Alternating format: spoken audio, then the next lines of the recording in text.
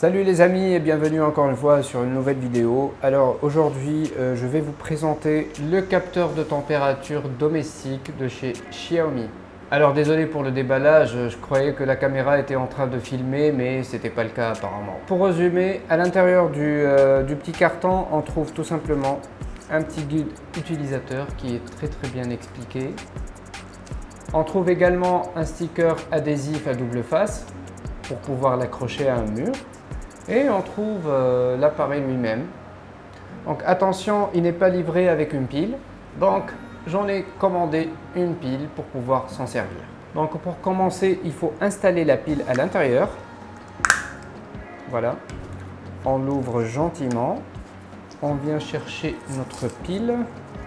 Si elle veut bien sortir. Oh là là. On va l'installer gentiment à l'intérieur.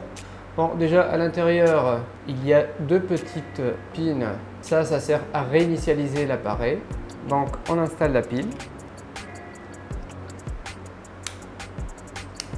Et on referme gentiment. Voilà, l'appareil il est allumé. C'est vraiment très petit. Je vous montre la taille comparée à mes écouteurs sans fil. C'est vraiment très mignon. La qualité du plastique, c'est du plastique tout blanc. C'est le plastique habituel de chez Xiaomi. Blanc, mat, très propre, bien fini. Comme d'hab, comme de coutume chez Xiaomi. Alors donc, l'affichage, ça affiche la température et l'humidité. On va passer à l'appairage. On démarre l'application et on appuie sur ajouter un appareil et voilà, il a quasiment instantanément reconnu. On appuie dessus, accepter, laisser le téléphone à proximité de l'appareil et on attend un tout petit peu. Voilà, l'icône Bluetooth elle s'est allumée. Oups, elle est partie. Donc je vais le mettre à l'atelier dans le studio. On va le renommer capteur de température. On valide. Ajouter aux favoris. OK. Accepter. Et on attend la connexion. Et voilà, maintenant ça fonctionne. On retourne à l'écran d'accueil, là où j'ai tous mes appareils connectés. Le petit capteur de température, il est tout juste en bas. Donc pour résumer, l'interface elle est relativement simple. Il suffit d'accéder au capteur et on trouve toutes les informations de température, la température et l'humidité.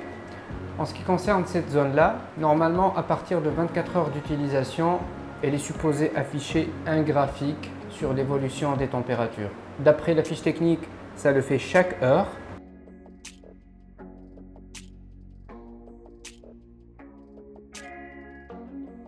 Dans les paramètres de l'appareil, on trouve un mode bébé à activer. Ça permet de donner des alertes dans le cas où la température et l'humidité ne conviennent pas à un bébé de moins d'1 an.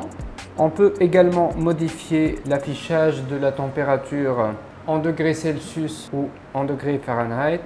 Et comme tous les appareils intelligents compatibles Xiaomi Home, on peut les partager avec des autres comptes. On peut créer des automatisations. Par exemple ici, je peux créer une automatisation avec des conditions si ensuite. C'est-à-dire, je vais ajouter une condition ici.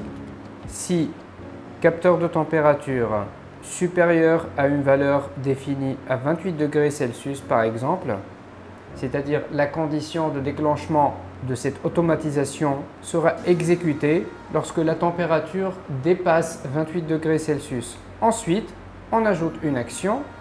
Cette action peut être tout simplement d'envoyer une notification ou commander un autre appareil intelligent ou exécuter une tâche. Ça peut être par exemple mettre la climatisation en marche.